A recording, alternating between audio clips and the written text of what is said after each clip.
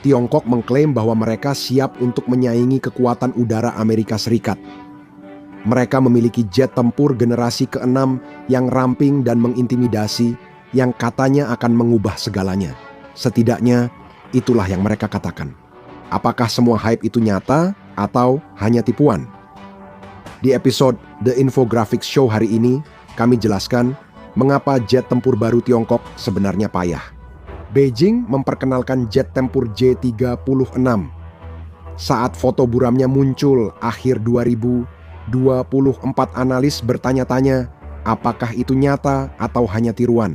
Lalu, untuk memastikan semua orang benar-benar memperhatikan, foto-foto yang lebih jelas dan bahkan video pesawat itu terbang di atas Chengdu, wilayah yang setara dengan area 51 di Tiongkok, muncul pada tahun 2025 dan itu benar-benar mengejutkan.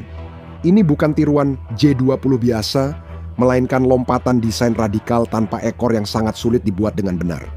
Sayap delta ganda besar berbentuk berlian membentang sekitar 18,0 meter. Pesawat ini adalah karya geometri mulus yang menunjukkan kemampuan siluman. Analis di Divisi Teknologi Asing Angkatan Udara Amerika Serikat mulai menghitung dan menghasilkan penampang radar kurang dari 0,01 kaki persegi terhadap radar. Itu hampir seperti keajaiban. Ada juga 3 saluran masuk mesin tersembunyi di rangka siluman itu. Konfigurasi trijet ini, kemungkinan untuk mesin siklus variabel yang kuat, tampak seperti sesuatu dari film fiksi ilmiah. Desainnya sangat agresif dan futuristik, membuat banyak jet tempur modern tampak seperti barang museum. Internet langsung heboh. Publikasi seperti Warzone dan Interesting Engineering membahasnya, forum ramai, dan YouTuber buru-buru analisis bertanya apakah ini tipuan atau nyata. Mendapat 50.000 penayangan dalam beberapa jam, South China Morning Post yang didukung Tiongkok mempromosikannya sebagai yang terbaik di dunia. Yang paling mengesankan atau menakutkan adalah kecepatan Tiongkok beralih dari penampakan awal ke prototipe yang dimodifikasi, stabil, dan mudah bermanuver hanya dalam 10 bulan. Itu berhasil. Hype langsung memuncak. Pada Januari 2025, Sekretaris Angkatan Udara Amerika Serikat Frank Kendall yang bertanggung jawab atas program generasi ke-6 Amerika sendiri, Next Generation Air Dominance, berdiri di depan Kongres, memberi kabar buruk dan memperingatkan Tiongkok mungkin akan mendahului kita. Dia menggunakan potensi Mach 2 Plus J-36 dan rumor integrasinya dengan drone wingman setia sebagai peluru kendali, permintaan anggaran, dan itu tepat sasaran. Debat anggaran pertahanan Amerika Serikat kini diwarnai kehadiran J-36 yang ramping dan bersayap berlian. Pesawat ini menimbulkan kepanikan bahkan sebelum beroperasi. Namun, meskipun desain mencoloknya menarik perhatian media, bencana sebenarnya ada pada mesinnya, di mana kesenjangan teknologi Tiongkok bisa membuat jet ini gagal terbang sebelum benar-benar lepas landas. Saksikan bagaimana masalah mesin bertahun-tahun membuat penantang supremasi ini jadi pajangan di hanggar. Saat Anda meneliti apa yang membuat pesawat tempur generasi ke-6 benar-benar layak disebut demikian, rekam jejak J-36 tampak kurang meyakinkan. Kasus pura-pura bisa jadi benar-benar bisa, tapi akhirnya tertabrak tembok nyata dan mahal. Analis independen dibayar untuk membaca detail-detail kecil. Melihat secara mendalam, J-36 pada tahun 2025 dan menyimpulkan bahwa sebagian besar fitur revolusionernya, jika boleh dikatakan, masih bersifat spekulatif. Itu adalah bahasa analis untuk mereka mengarang cerita. Pesawat tempur generasi ke-6 sejati bukan hanya siluman, tapi juga komputer super terbang, pusat jaringan, dan keajaiban mesin dalam satu paket. Dan di setiap aspek tersebut, J-36 gagal. Mari kita mulai dengan hal utama, siluman. Rangka tanpa ekor memang bagus, tapi siluman generasi ke-6 bukan sekadar bentuk, melainkan soal siluman broadband. Metamaterial ini mampu menyerap 99% gelombang radar di semua frekuensi, tak hanya X-band seperti yang direncanakan banyak orang. Teknologi seperti itu sangat sulit dibuat dan belum ada bukti Tiongkok telah menguasainya. Lalu ada otaknya. Jet generasi ke-6 perlu komputasi tahan, serangan kuantum untuk memproses ancaman real time, dan menggabungkan data dari banyak sensor. Liputan Tiongkok melebih-lebihkan ini. Namun, sistem yang diklaim mampu operasi 10⁻15 per detik itu hanya efektif di teori. Itu pun hanya jika chip buatan dalam negeri mampu bersaing, sementara chipset lokal masih rentan terhadap kontrol ekspor Amerika Serikat. Komentar Maret 2025 dari lembaga pemikir Rusi menyebut, tanpa chip kelas atas, otak J36 akan tetap terbatas permanen. Namun, masalah utamanya pada performa. Rudal hipersonik yang dijanjikan dengan penuh sensasi, seri PLXX, yang katanya bisa mencapai Mach 5 pada jarak 186 mil dan mempertahankan Super Cruise Mach 2 lebih tanpa afterburner. Dan disinilah semuanya mulai berantakan.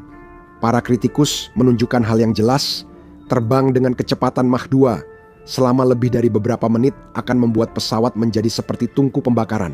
Suhu permukaan pesawat bisa lebih dari 1800 derajat Fahrenheit. Untuk itu, diperlukan komposit keramik canggih, material luar angkasa yang masih diimpor dari Tiongkok. Tanpa material itu, kecepatan pesawat bisa melelehkan lapisan silumannya. Dan mesin-mesin itu yang seharusnya memberikan kemampuan super cruise revolusioner sebenarnya sama sekali tidak revolusioner, itu hanya sementara.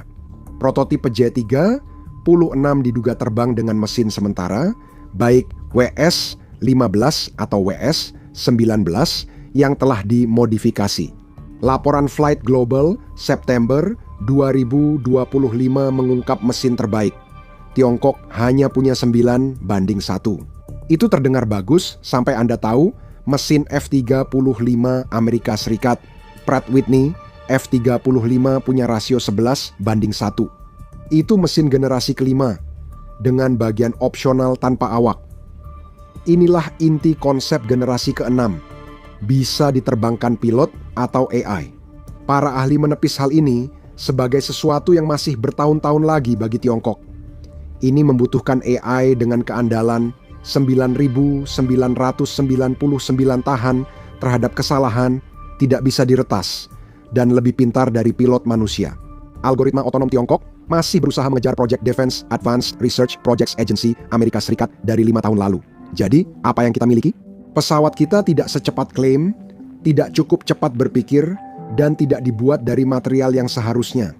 Ini adalah badan generasi ke-6, mesin generasi ke-5, dan otak generasi ke-4. Jika fitur yang belum terbukti itu terdengar buruk, tunggu hingga kita bahas mesinnya. Data krisis menunjukkan bahwa mesin jet Tiongkok masih dihantui oleh kegagalan yang bisa melumpuhkan seluruh program. Inilah alasan utama mengapa program bernilai miliaran dolar ini ditakdirkan gagal.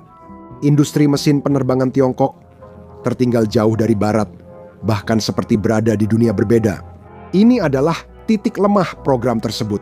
Kelemahan fatalnya dan hambatan besar yang memalukan semuanya menjadi satu. Dan itu bukan karena kurangnya usaha. Beijing tahu ini adalah masalah. Di bawah inisiatif Made in China 2025, mereka telah menggelontorkan lebih dari 20 miliar sejak 2015 untuk masalah ini.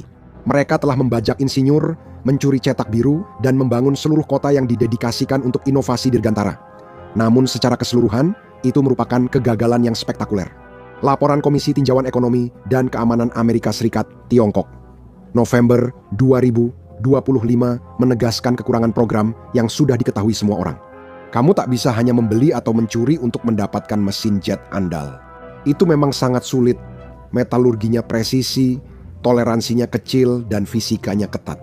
Mesin WS-10 yang digunakan pada pesawat tempur J-20 kelas atas Tiongkok terkenal sering rusak dan lebih sering berada di hanggar.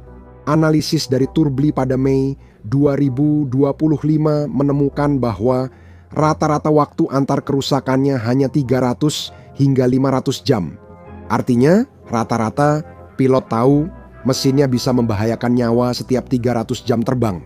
Sebagai perbandingan, mesin barat GEF 414 pada Super Hornet punya mean time between failures di atas 1000 jam meski desainnya lebih tua.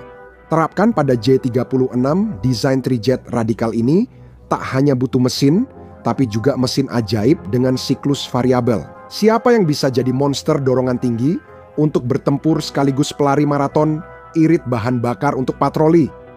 Tiongkok belum punya. Mereka masih berharap pada 2S-19 yang belum berkembang. Mesin ini seharusnya menjadikan J36 keajaiban generasi ke-6, tapi mesinnya bermasalah. Laporan Open Computing Facility Berkeley menyebut varian turbojet Mini WS-19 gagal uji terbang pertama pada November 2025. Pesawat itu benar-benar tidak bisa lepas landas. Jadi J36 pesawat yang membuat Frank Kendall dan Kongres panik sekarang hanya terbang dengan doa. Pada Juli 2025, Interesting Engineering memuat artikel tentang teknologi super alloy pendingin baru yang membuat turbin Tiongkok tahan suhu di atas 3.600 derajat Fahrenheit. Itu hanya propaganda klasik, memamerkan teknologi baru di laboratorium dan berharap tak ada yang menanyakan produksi massal. Dengan 20 miliar, seluruh industri Tiongkok hanya bisa memproduksi 20-30 mesin canggih per tahun. Amerika Serikat memproduksi lebih dari 100 mesin berkinerja tinggi tiap tahun. Anda tak bisa membangun angkatan udara generasi ke-6 hanya dengan 20 mesin per tahun. Lebih parah lagi, geopolitik mencekik program ini. Sanksi Barat memblokade bahan-bahan penting seperti paduan rhenium. Rhenium memberi kekuatan tinggi pada bilah turbin modern sehingga bisa berputar 20.000 RPM tanpa meleleh. Tanpa itu, paduan terbaik, Tiongkok kurang daya tahan 20-30%. Lalu, apa artinya bagi J36? Artinya, pesawat ini dilemahkan permanen, tidak dapat Super Cruise Mach 2+, bahkan mempertahankan Mach 1,5 saja sulit, dan jangkauan 1.500 mil laut tidak tercapai. Itu akan dipotong 25%. Pesawat itu akan seperti anjing penjaga bertali pendek, bukan predator jarak jauh. Pesawat juga lebih berat, lambat, dan panas sehingga jadi target mudah. Mesin hanyalah permukaan masalah. Masalah integrasi sistem dapat membuat jet ini rentan di peperangan modern. Ini bagian teka-teki generasi ke-6 yang tak ingin Beijing kamu sadari, dan bukan sekadar soal satu pesawat.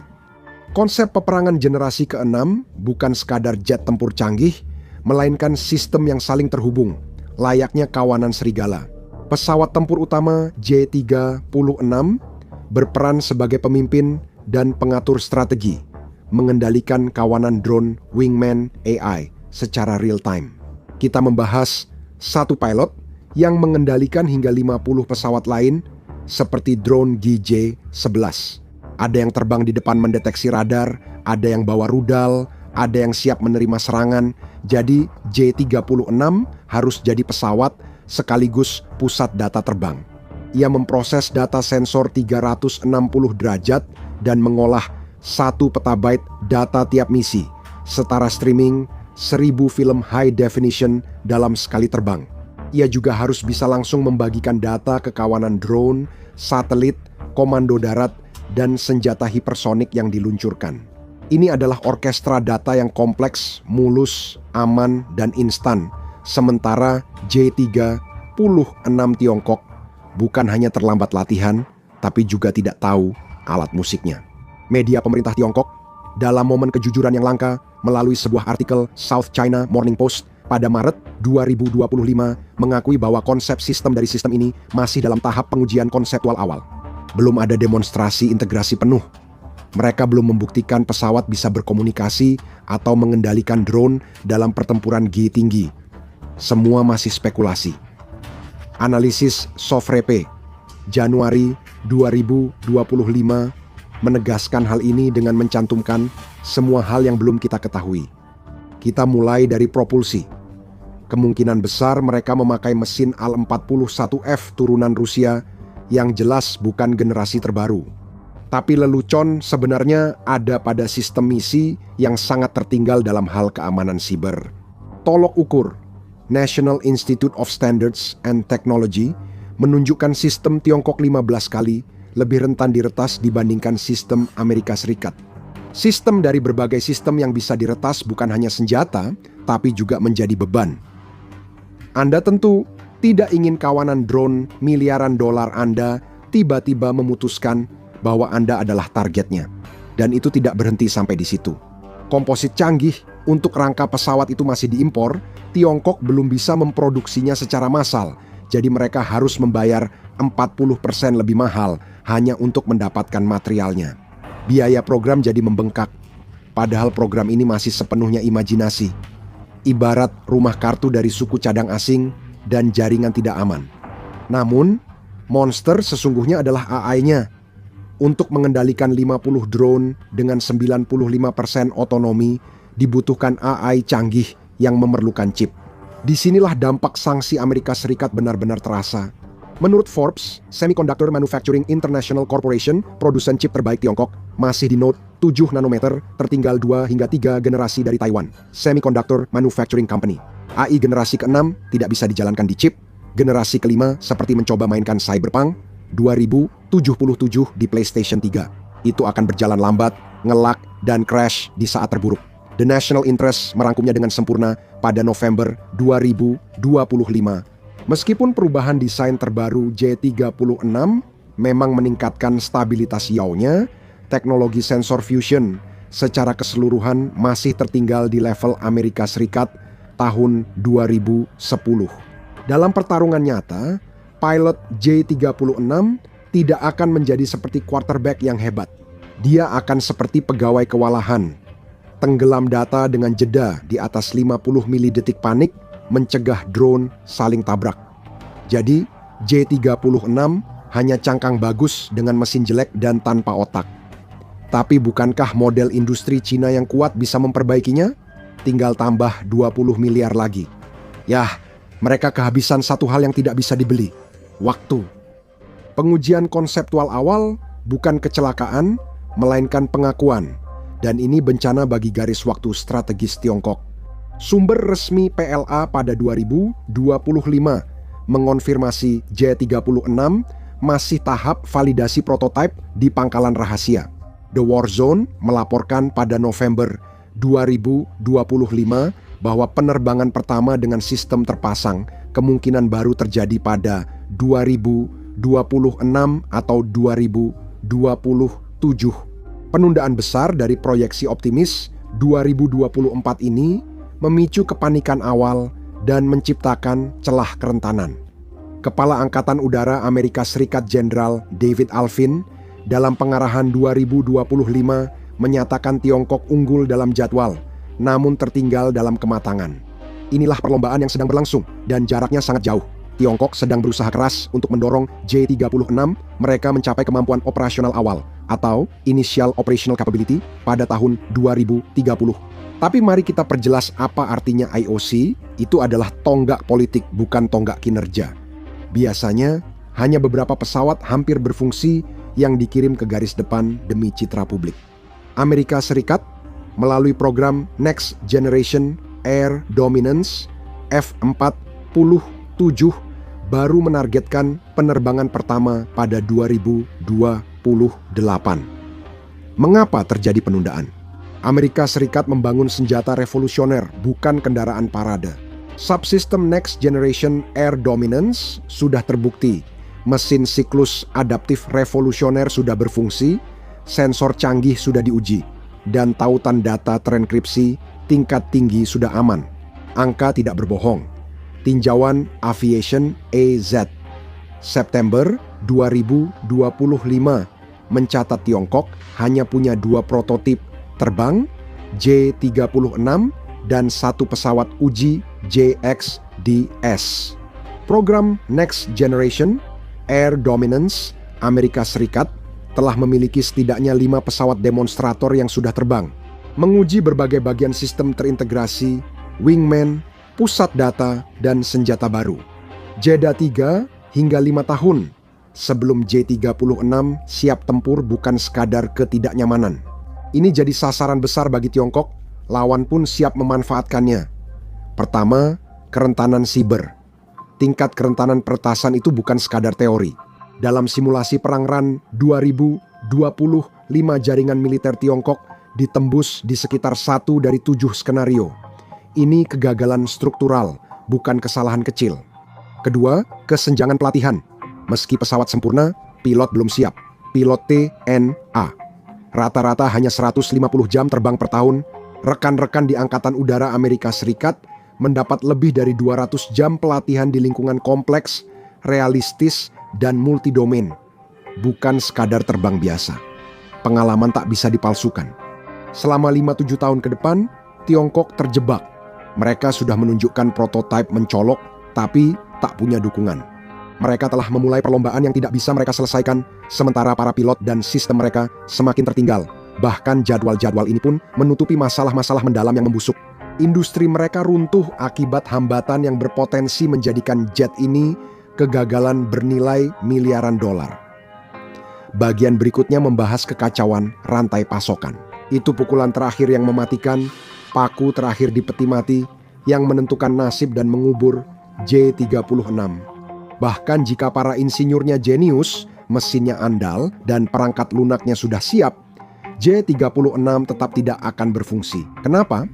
Anda tak bisa membangun armada tempur modern di atas industri lama. Industri dirgantara Tiongkok senilai 150 miliar dolar tetap tak berkelanjutan meski banyak gertakan. Sistem ini didukung investasi besar dan desain tiruan, namun kurang pengetahuan institusional dan rantai pasokan kuat yang penting untuk manufaktur kompleks. Ini hanya kedok, dan J36 adalah proyek yang mulai menunjukkan celahnya. Laporan Yaikai Global Agustus 2025 menguraikan hambatan yang semuanya sangat parah. Industri militer Tiongkok hanya bisa memproduksi 50-100 mesin berperforma tinggi per tahun untuk semua pesawatnya. Untuk membangun armada J36 yang signifikan, mereka membutuhkan lebih dari 200 mesin baru hanya untuk satu program itu setiap tahunnya. Perhitungannya sama sekali tidak masuk akal. Membangun J36 itu mustahil. Mereka harus mengambil pasokan mesin dari J20, J16, dan seluruh angkatan udara mereka. Ini adalah permainan zero-sum strategis yang sudah mereka kalahkan. Perang Ukraina telah menghancurkan rantai pasokan global. Bahan-bahan khusus utama, terutama paduan titanium yang dibutuhkan untuk rangka pesawat bertekanan tinggi, tertunda selama 6 hingga 12 bulan. Tak mungkin percepat pengembangan jika harus tunggu setahun hanya untuk logam dasar sayap.